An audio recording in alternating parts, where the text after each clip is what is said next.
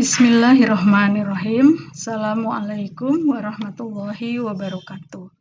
Perkenalkan, saya Neni Solihat, dosen program studi S1 Ilmu Keperawatan, Fakultas Ilmu Kesehatan, Universitas Muhammadiyah Tasikmalaya. Video ini saya buat dalam rangka memenuhi salah satu syarat mengikuti sertifikasi dosen tahun 2025. Video ini adalah video pernyataan diri dosen dalam unjuk kerja Tridharma Perguruan Tinggi, khususnya di bidang pengajaran. Selanjutnya, saya ingin menyampaikan sedikit profil singkat saya. Saya lulus dari program studi S1 Fakultas Psikologi di Universitas Islam Bandung. Kemudian saya melanjutkan pendidikan saya di S2 Magister Profesi Psikologi Universitas Padjadjaran Bandung. Saya mengajar di UNTAS sejak tahun 2015 di Fakultas Ilmu Kesehatan di program studi S1 Ilmu Keperawatan. Mata kuliah yang saya ampu selama mengajar di program studi S1 Ilmu Keperawatan diantaranya adalah Pendidikan dan Promosi Kesehatan, Personality Development, dan Komunikasi Dasar Keperawatan, ini pada semester genap, dan kemudian Psikososial dan Budaya dalam Keperawatan, kemudian Keperawatan Menjelang Ajal dan Palliative Care itu di semester ganjil. Selanjutnya, saya ingin menyampaikan mengenai deskripsi dari satu mata kuliah yang disampaikan atau diberikan di semester genap. Dan saya gunakan ini untuk menyampaikan unjuk kerja saya dalam bidang pengajaran. Mata kuliah yang akan saya jelaskan RPS-nya adalah mata kuliah Pendidikan dan Promosi Kesehatan.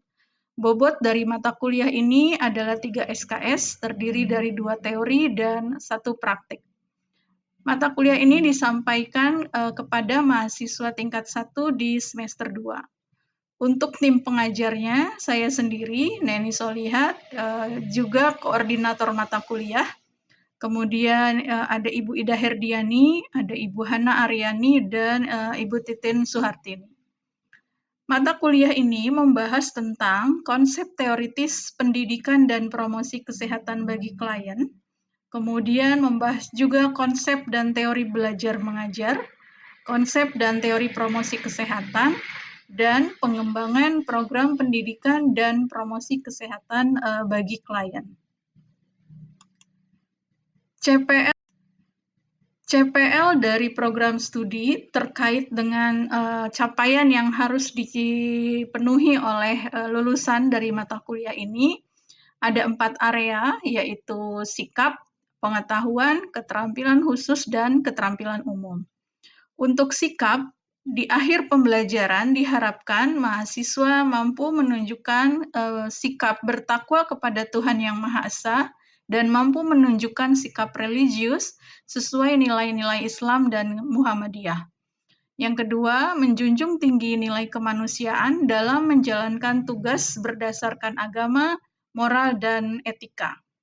Untuk area pengetahuan, mahasiswa diharapkan menguasai konsep, prinsip, dan teknik penyuluhan kesehatan sebagai bagian dari upaya pencegahan penularan penyakit, baik pada level primer, sekunder, maupun tersier. Kemudian, mahasiswa juga mengetahui peran Islam dan Muhammadiyah dalam pendidikan dan promosi kesehatan. Untuk keterampilan khusus, mahasiswa diharapkan mampu merencanakan, melaksanakan, dan mengevaluasi program promosi kesehatan melalui kerjasama antar sesama perawat, profesional lain, serta kelompok masyarakat untuk mengurangi angka kesakitan dan meningkatkan gaya hidup dan lingkungan yang sehat. Sedangkan keterampilan umumnya diharapkan mahasiswa dapat meningkatkan kapasitas pembelajaran secara mandiri. Bahan kajian yang dipelajari di dalam mata kuliah ini terdiri dari 7 pokok bahasan. Yang pertama, menganalisa peran perawat dalam pendidikan dan promosi kesehatan, kemudian mengintegrasikan konsep, teori, dan prinsip belajar mengajar pada program pendidikan kesehatan klien dalam rangka mengatasi, mencegah penyakit, dan meningkatkan kesehatan klien. Yang ketiga, mengintegrasikan konsep dan teori promosi kesehatan dalam mencegah penyakit dan meningkatkan kesehatan klien. Yang keempat, menganalisa beberapa model dalam promosi kesehatan. Yang kelima, menganalisa faktor-faktor yang mempengaruhi pelaksanaan pendidikan dan promosi kesehatan. Yang keenam, mengembangkan program pendidikan dan promosi kesehatan bagi klien sesuai dengan kebutuhan mereka. Dan yang ketujuh, memahami peran Islam dan Muhammadiyah tentang pendidikan dan promosi kesehatan. Adapun capaian dari pembelajaran mata kuliah ini diharapkan di akhir semester, mahasiswa yang pertama mampu menjelaskan konsep teoritis pendidikan dalam promosi kesehatan. Yang kedua, mahasiswa mampu menganalisa peran perawat dalam pendidikan dan promosi kesehatan. Ketiga, mahasiswa mengenal berbagai model, metode, dan media pendidikan dalam promosi kesehatan. Yang keempat, mahasiswa mampu mengidentifikasi kelebihan dan kekurangan masing-masing model atau metode dan media pendidikan dan promosi kesehatan. Lalu, mahasiswa mampu merancang model atau metode pendidikan dan promosi kesehatan. Yang keenam, mahasiswa mampu mempresentasikan dan mendemonstrasikan model atau metode dan media dalam promosi kesehatan. Serta yang ketujuh, mahasiswa mampu memahami peran Islam dan Muhammadiyah dalam pendidikan dan promosi kesehatan. Khususnya untuk video ini, saya akan menjelaskan mengenai sub CPMK dari bahan kajian di pertemuan kedua, yaitu membahas tentang peran perawat dalam pendidikan dan promosi kesehatan. Sub CPMK dari materi kedua ini diharapkan mahasiswa akan mampu memahami bagaimana peran perawat dalam pendidikan dan promosi kesehatan, serta mereka mampu dengan tepat menganalisa peran perawat dalam pendidikan dan promosi kesehatan. Untuk referensi atau sumber bacaan yang bisa mahasiswa pelajari untuk mendukung proses belajar terdiri dari dua buku sumber utama atau referensi utama dan referensi pendukung. Untuk referensi utama, buku yang pertama adalah buku Rankin dan Stalin yang membahas mengenai Patient Education in Health and Illness. Kemudian Rankin, Sally, and Stalin, juga Karen Duffy yang membahas mengenai Patient Education, Principle and Practice. Lalu yang ketiga, buku dari Redman mengenai Measurement Tools in Patient Education. Dan yang keempat, buku dari Edelman and Mendel tentang Health Promotion Throughout the Lifespan. Nah, untuk buku pendukung, ada 3 book chapter yang saya tulis yang ditujukan sebagai referensi tambahan untuk media pembelajaran di mata kuliah ini, yaitu yang pertama, promosi dan penyuluhan kesehatan. Book chapter ini saya tulis bersama dengan salah seorang tim dosen, yaitu Ibu Ida Herdiani. Kemudian buku kedua yang saya tulis adalah komunikasi kesehatan. Yang ketiga, psikologi dakwah. Kemudian ada buku pendukung yang keempat dari Dwi Susilowati, judulnya adalah Promosi Kesehatan, Modul Bahan Ajar Cetak Keperawatan. Kemudian yang kelima, Promosi Kesehatan di Daerah Bermasalah Kesehatan. Ini diterbitkan oleh Kementerian Kesehatan Republik Indonesia. Buku keenam adalah Pendidikan Kesehatan bagian dari promosi kesehatan. Kemudian buku yang ketujuh, Kesehatan Masyarakat, Ilmu dan Seni. Dan buku ke-8, kesehatan masyarakat, teori sosial, dan perilaku. Untuk alat bantu dan media pembelajaran, untuk perangkat keras, saya menggunakan LCD, laptop atau netbook, buku dan jurnal, whiteboard, dan tentu saja dengan markernya. Untuk perangkat lunak, menggunakan fasilitas Yakat, Edlink, Google Drive untuk pengumpulan tugas, kemudian Google Form, dan Zoom jika pembelajaran dilakukan secara daring.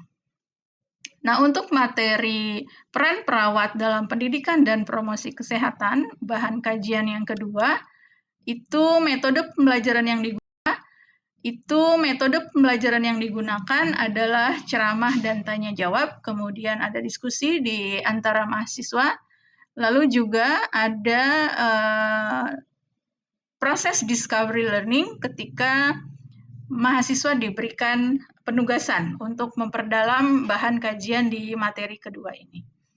Untuk selanjutnya, saya akan tunjukkan video pembelajaran di kelas pada saat proses belajar berlangsung, khususnya pada saat membahas materi tentang peran perawat dalam pendidikan dan promosi kesehatan. Demikian untuk penjelasan RPS yang bisa saya sampaikan. Terima kasih. Assalamualaikum warahmatullahi wabarakatuh.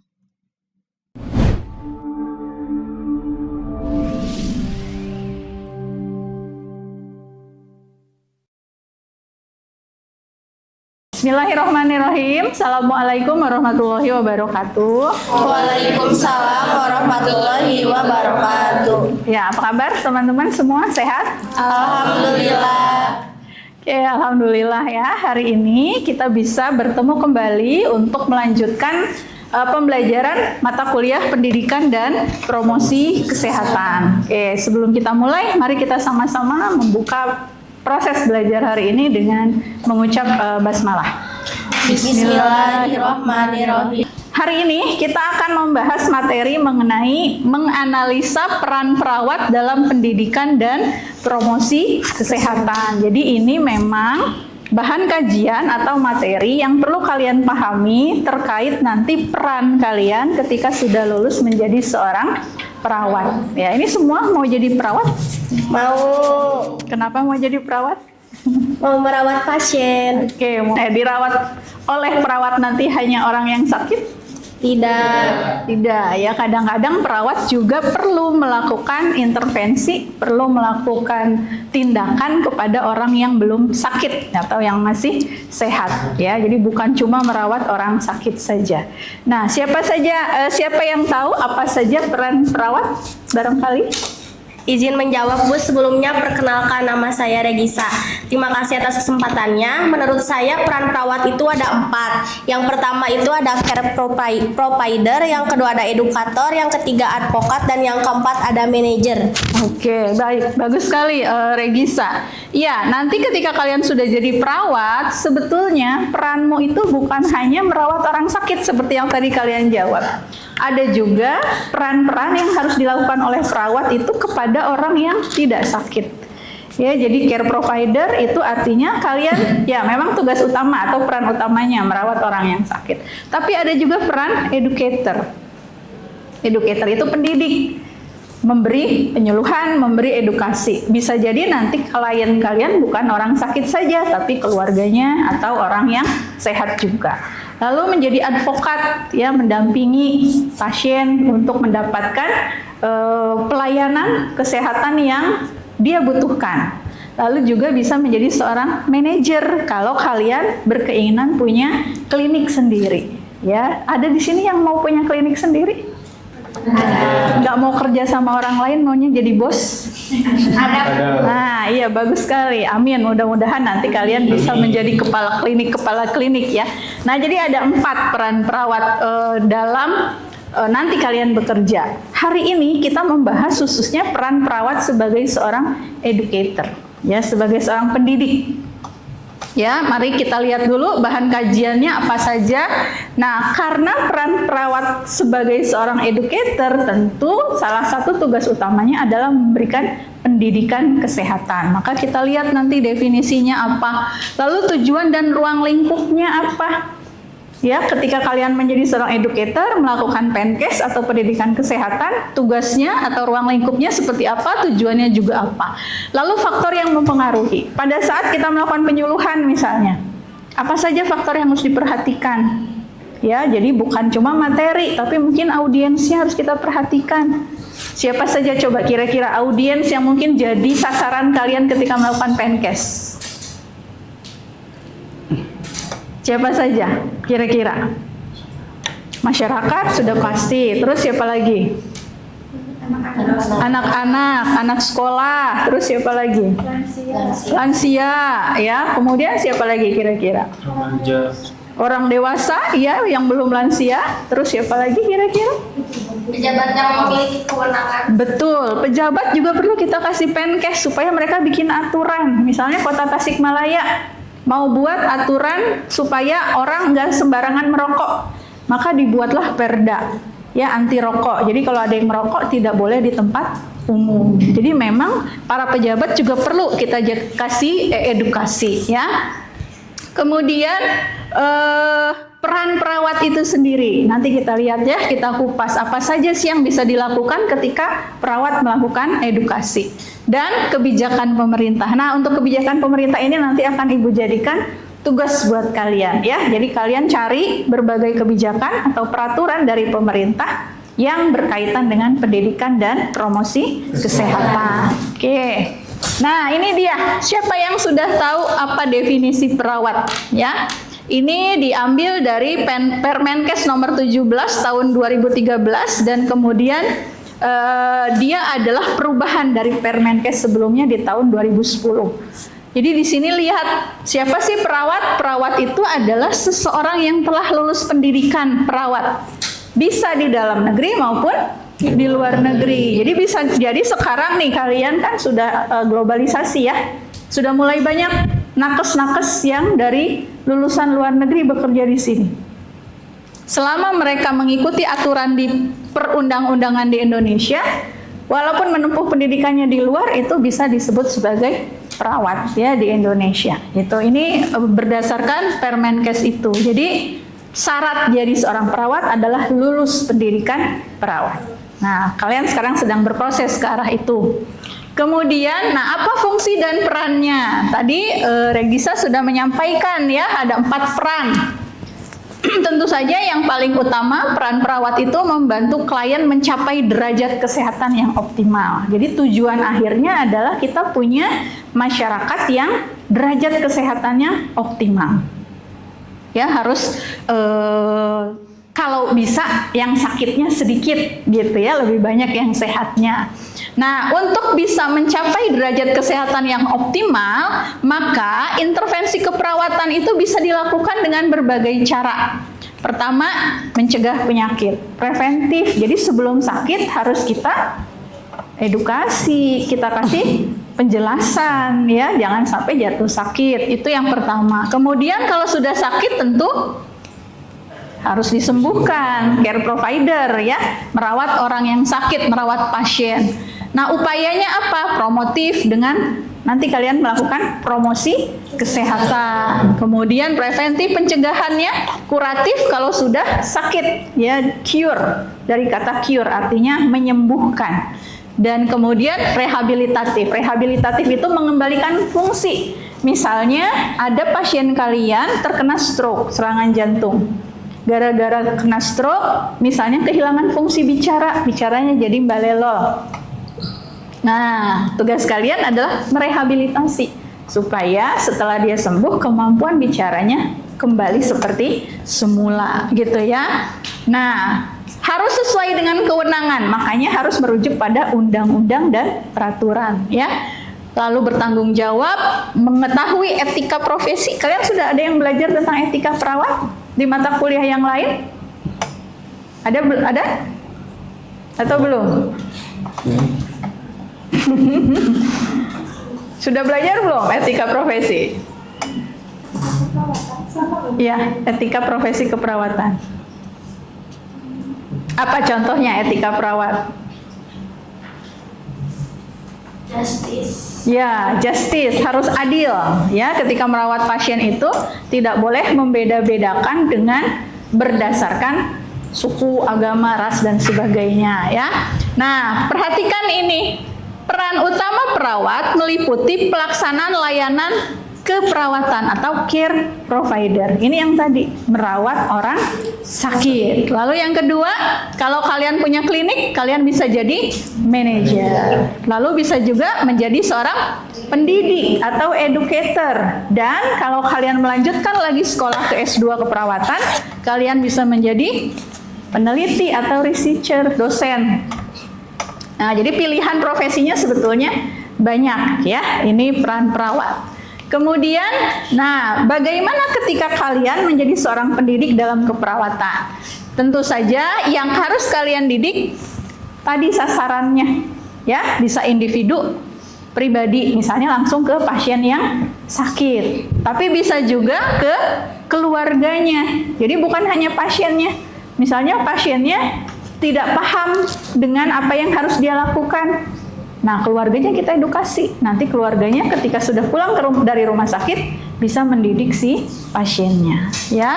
Lalu bisa juga berkolaborasi dengan tenaga keperawatan atau tenaga kesehatan yang lain. Kadang-kadang dalam dunia kerja kalian harus teamwork.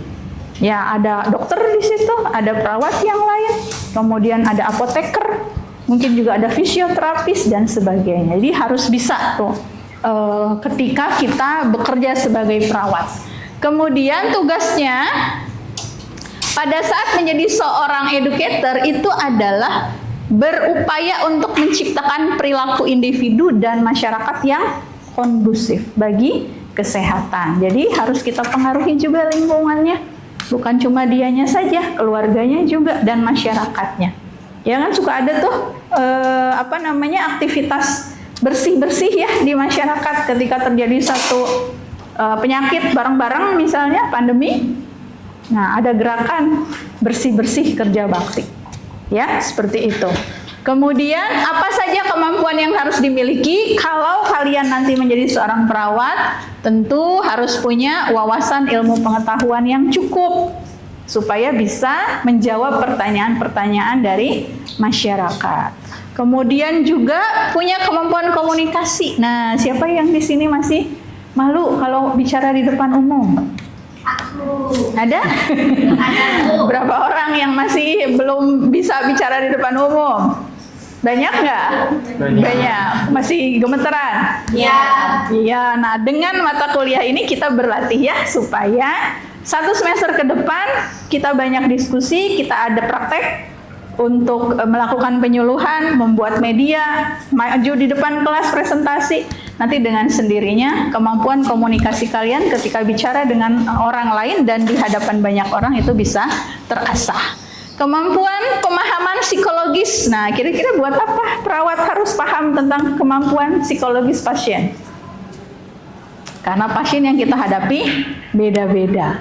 Pasien anak beda dengan pasien remaja, beda dengan pasien dewasa, lansia, dan seterusnya. Jadi perlu paham kondisi psikologisnya.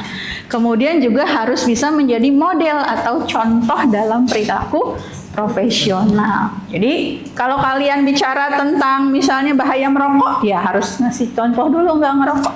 Yang cowok-cowok ngerokok nggak? Enggak. Oke. Bagus sekali, itu modal yang awal yang bagus gitu ya. Kalau mau ngomongin tentang bahaya merokok ya yang bicaranya harus tidak merokok. Nah, ini ya pendidik dalam keperawatan. Kemudian ini definisi-definisi ya. Nanti kalian bisa baca, Ibu tidak akan terlalu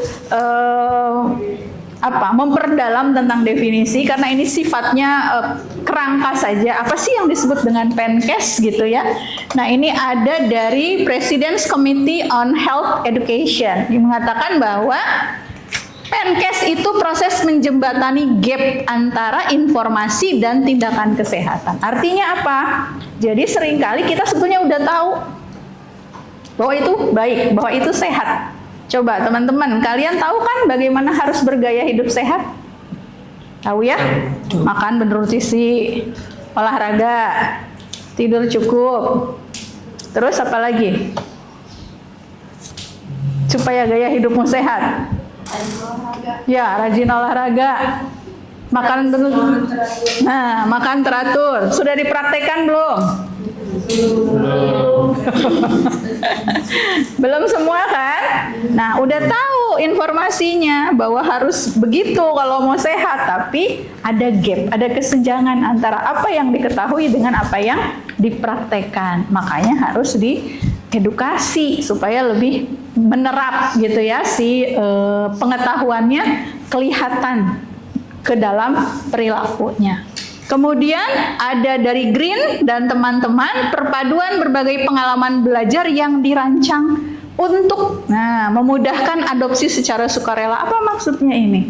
Jadi ketika kita melakukan Pencast itu harus ada pengalaman berbagai pembelajaran atau berbagai pengalaman belajar. Artinya metode Pencast itu bisa macam-macam. Bukan cuma ceramah seperti sekarang nih kita di kelas. Ibu sedang memberikan edukasi kepada kalian dengan metode seperti ini.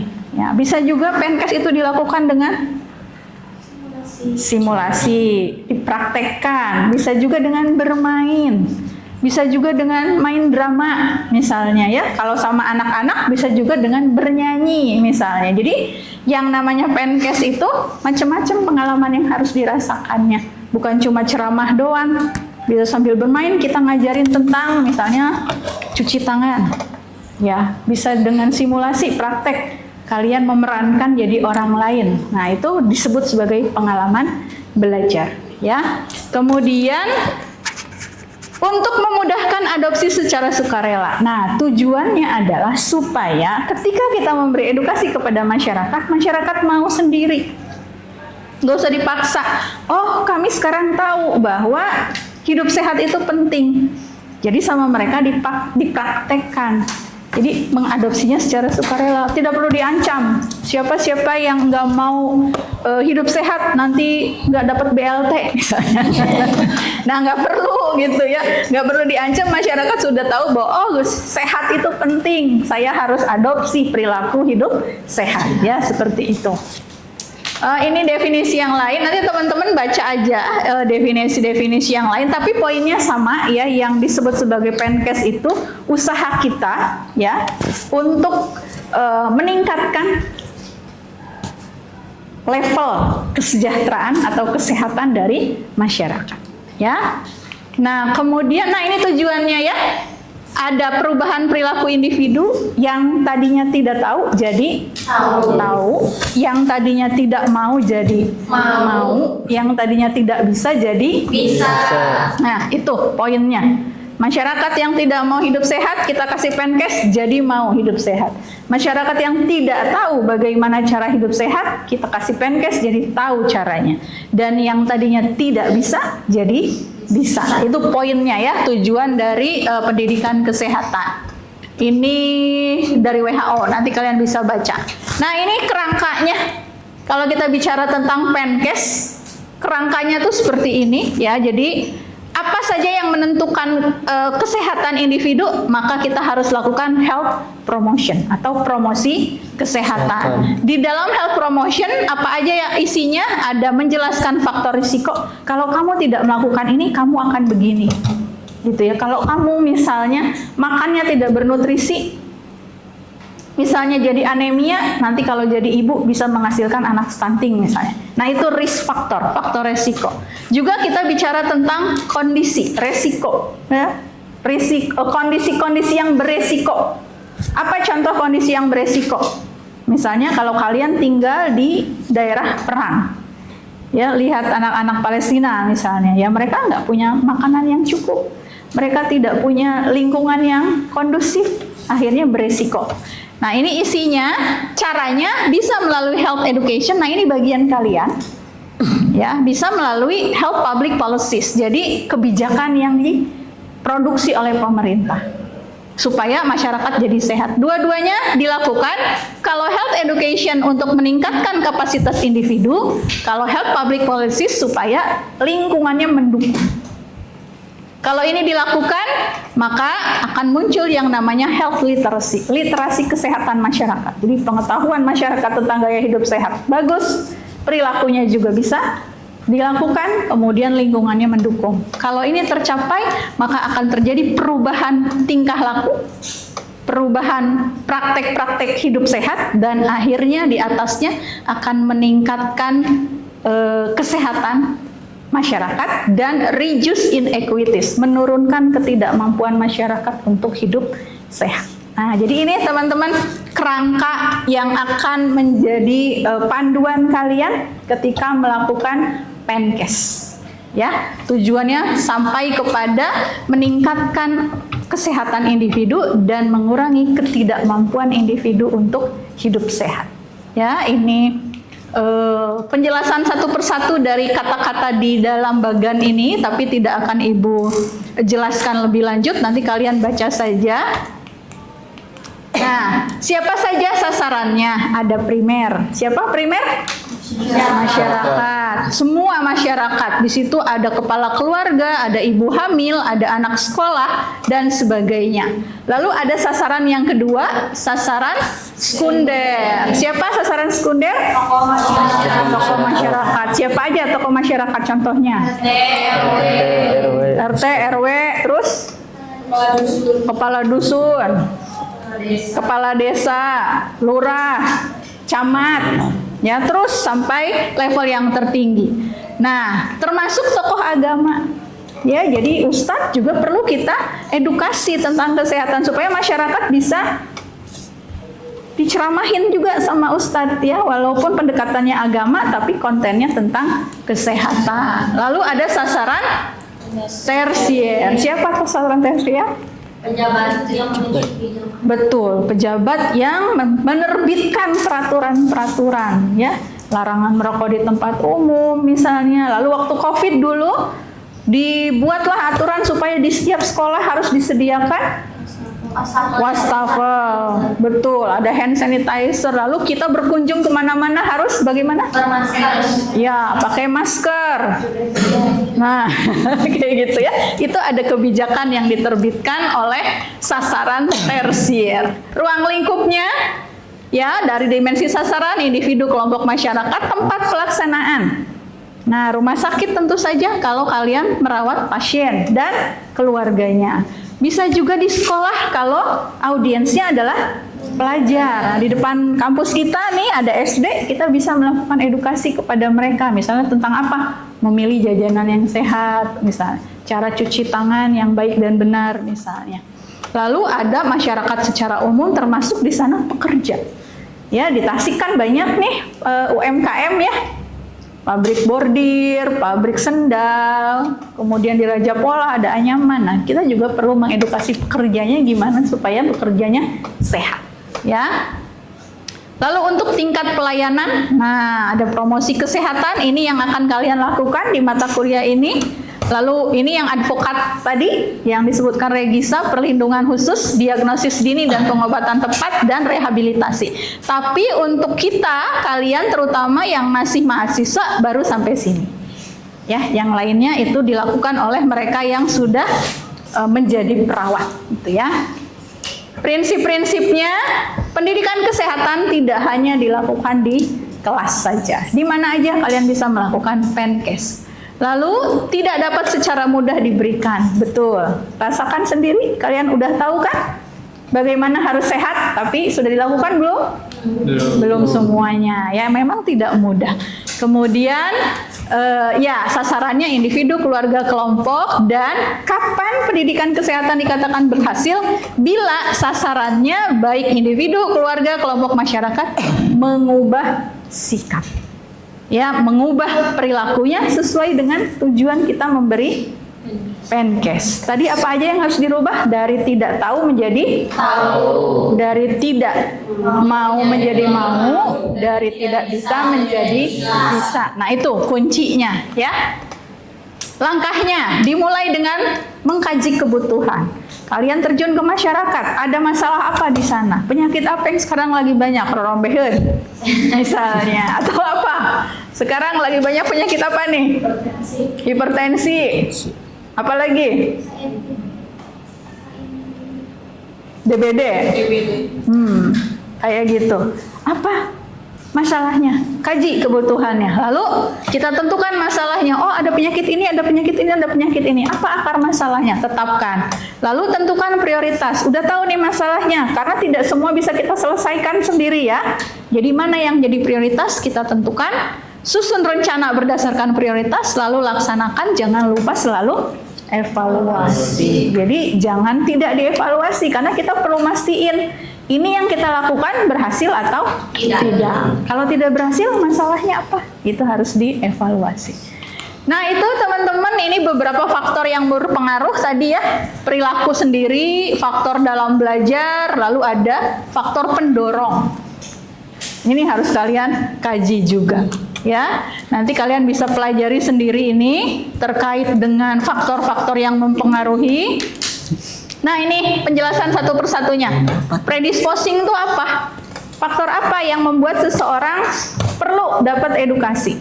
Nah, ini ya, pengetahuan yang kurang, sikap yang tidak mendukung, atau tradisi.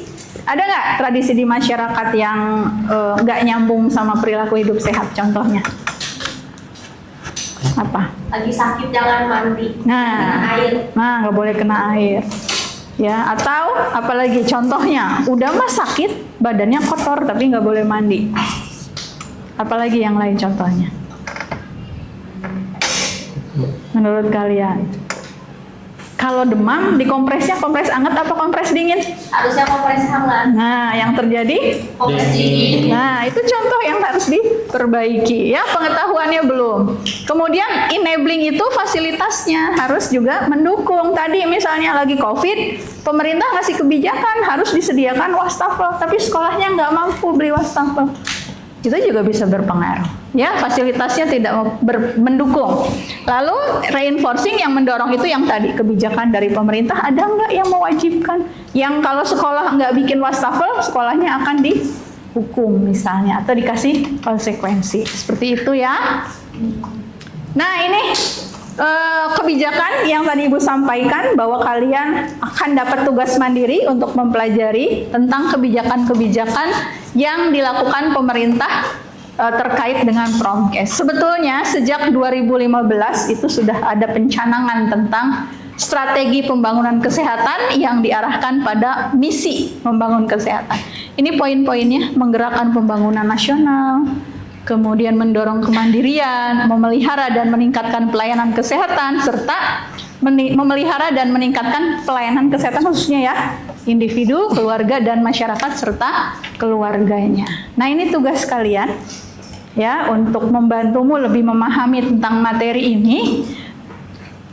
Apa yang harus dilakukan? Silakan kalian cari kebijakan-kebijakan yang dikeluarkan pemerintah untuk mendorong pendidikan dan promosi kesehatan. Boleh peraturan presiden, boleh peraturan menteri, boleh peraturan gubernur, boleh wali kota, bupati, dan seterusnya. Cari kebijakan-kebijakan itu, kemudian buatlah analisa. Ada tidak di kebijakan itu peran kalian sebagai perawat? Kumpulkan minggu depan, ya. Nggak usah banyak-banyak, sebutin aja dalam satu kertas, kalian tulis peraturannya apa, nomor tahun dan sebagainya, tentang apa, lalu di bawahnya kalian jelaskan adakah peran perawat di sana, lalu peran perawatnya seperti apa. Oke, jelas sampai sini untuk tugas? Jelas. Oke, ada yang mau bertanya sebelum kita tutup? Ya, Bu. Oke. Terima kasih atas kesempatannya. Sebelumnya perkenalkan dulu, nama saya Mucawal Anam. Jadi pertanyaannya, bagaimana kalau semisal kita nemu pasien yang kurang bisa baca atau sulit ngerti penjelasan medis? Jadi apa peran kita sebagai perawat biar edukasi tetap nyampe dan dipahami gitu, Bu? Oke. Itu saja. Terima kasih. Baik, terima kasih pertanyaannya. Apa yang harus kita lakukan kalau pasien kita ternyata tidak bisa membaca? Mungkin level pendidikannya juga rendah ya. Dia sulit memahami istilah-istilah medis. Nah, tentu teman-teman tadi ya yang apa yang harus kalian kuasai? Pemahaman psikologis. Nah, disinilah perannya. Ketika kita punya pasien yang level pendidikannya rendah, ini kita mau menjelaskan tentang penyakit yang kompleks misalnya. Apa yang harus kita lakukan? Tentu kita harus mengganti bahasanya dengan bahasa yang awam. Ya, jangan pakai istilah medis, jangan bilang diabetes mellitus. Apa istilah awamnya untuk diabetes mellitus? Gula darah ya, atau kencing manis dan sebagainya. Jangan bilang hipertensi, bilangnya apa? Darah tinggi misalnya. Jangan bilang istilah-istilah yang membuat mereka tidak paham. Itu satu yang harus dilakukan. Gantilah bahasa itu dengan bahasa awam. Yang kedua, cara menjelaskannya pelan-pelan. Tidak boleh sambil lalu ya. Jadi jelaskan pelan-pelan, lalu kita cek. Bapak, Ibu paham apa yang saya jelaskan? Paham atau tidak? Kalau dia tidak paham, kita terusin. Itu ya. Lalu bantu juga dengan media. Ya, kamu bisa kasih buku, kasih leaflet, bisa kasih poster. Kadang-kadang kalau cuma menjelaskan pakai lisan itu nggak nangkep. Ya, kasih ini leafletnya, bisa dibaca di sini. Misalnya minta bantuan keluarganya. Bisa juga dikirimin link video. Nah, dengan bantuan media, pasien akan lebih mudah kalaupun dia punya keterbatasan. Oke, bisa dipahami sampai situ? Siap. Oke, ada lagi yang mau nanya? Nah, ada 2 orang. Siapa dulu? Terima kasih Ibu atas kesempatannya. Pertanyaannya, dalam situasi terbatasnya sumber daya, strategi apa yang dapat diterapkan perawat agar tetap dapat menjalankan promosi kesehatan secara efektif? Oke, sumber dayanya terbatas nih, misalnya ya, kalian pergi ke satu kampung mau melakukan penyuluhan, tapi di sana nggak ada mikrofon, nggak ada infokus, ya, ruangan juga tidak ada, apa yang harus kita lakukan? Nah, teman-teman, kalau kita punya situasi di mana sumber dayanya tidak mendukung, maka kita bisa jadikan penkesnya itu personal. Jadi jangan massal, jangan dikumpulin di aula. Nah, itunya juga nggak ada, infokusnya juga nggak ada, mikrofonnya nggak ada. Kita bisa lakukan pendekatan yang personal. Jadi berkunjung ke rumah misalnya dengan home visit atau seperti kalau nanti kalian di keperawatan komunitas berkunjung ke rumah-rumah, menjelaskan satu persatu secara personal, itu bisa kita lakukan. Yang kedua, kita bisa kolaborasi. Ya, yang tadi tuh kan ada tuh kerjasama dengan nakes yang lain, atau bisa melibatkan tokoh masyarakat, tokoh adat, misalnya si pasiennya tidak menerima kita atau belum trust, belum percaya sama kita sebagai perawat. Kita bisa edukasi Pak RT-nya yang memberi edukasi kepada masyarakatnya ya. Jadi harus punya kreativitas yang tinggi kalau sumber dayanya terbatas ya. Dan sekali lagi jangan lupa peran media. Jadi kemanapun kalian pergi, siapkan alat bantu media, leaflet, poster, brosur yang bisa kita tinggalkan kepada pasien atau masyarakat ketika kita sudah kembali ke tempat kerja kita, gitu ya. Ada tadi satu lagi. Oke, Ibu izin bertanya, terima kasih kesempatannya. Untuk sebelumnya, perkenalkan nama saya Regisa. Jadi seperti yang kita ketahui bahwa banyak sekali tantangan ketika perawat memberikan penyuluhan kepada masyarakat atau pasien. Mungkin salah satunya ada kasus si pasiennya itu sulit dikasih tahu, walaupun kita sudah memberikan edukasi dengan bahasa yang jelas, lalu sudah dijelaskan faktor resikonya jika tidak diobati atau diberikan tindakan. Nah, mungkin si pasien itu masih kekeh aja nggak mau nurut.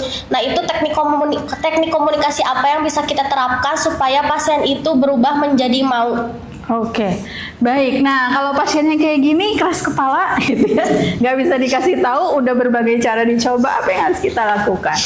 Pendekatannya harus sangat personal yang kayak gini. Jadi kita akan masuk itu dengan mengecek kondisi dia. Jadi gini, Bapak, Ibu, misalnya dia sakit, terus dikasih tahu harus makannya nggak mau, berobat nggak mau, nggak masuk gitu ya.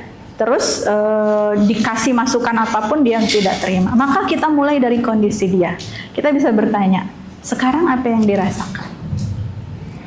Kira-kira kalau Bapak tidak mau makan, tidak mau berobat, tidak mau menerima intervensi, tidak mau menerima tindakan, apa yang terjadi? Bapak atau Ibu akan terus seperti ini.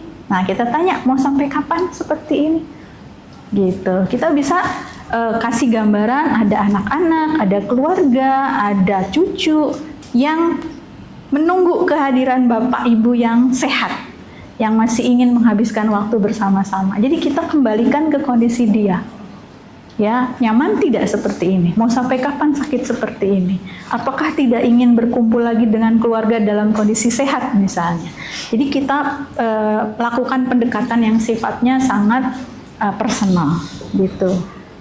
Kita tanya, masih punya keinginan nggak? Misalnya nanti anaknya mau nikah, nanti anaknya mau wisuda, mau hadir nggak? Gitu kan, pasti dia ingin hadir. Nah, kalau mau hadir, mau mendampingi anak, kira-kira harus gimana? Harus sehat. Kalau mau sehat harus gimana? Ya minum obat, makan, dan sebagainya. Kayak gitu ya. Jadi kita bisa pakai pendekatan yang sangat personal untuk pasien-pasien yang spesial. Kayak gitu ya. Oke, teman-teman, tidak ada lagi yang bertanya? Udah 3 orang ya. Ibu rasa untuk kuliah hari ini bisa kita tutup. Mudah-mudahan kalian paham dari awal sampai akhir, dan jangan lupa tugas-tugasnya dikerjakan. Minggu depan kita cek, beberapa orang mungkin akan mempresentasikan hasil pengerjaan tugasnya, ya, presentasi sebagian aja, nggak semuanya, karena kalau semuanya nanti waktunya habis. Ya, oke, baik. Untuk menutup kuliah hari ini, mari kita sama-sama mengucap hamdalah. Alhamdulillahirabbil alamin. Terima kasih. Ibu tutup. Assalamualaikum warahmatullahi wabarakatuh. Waalaikumsalam warahmatullahi wabarakatuh.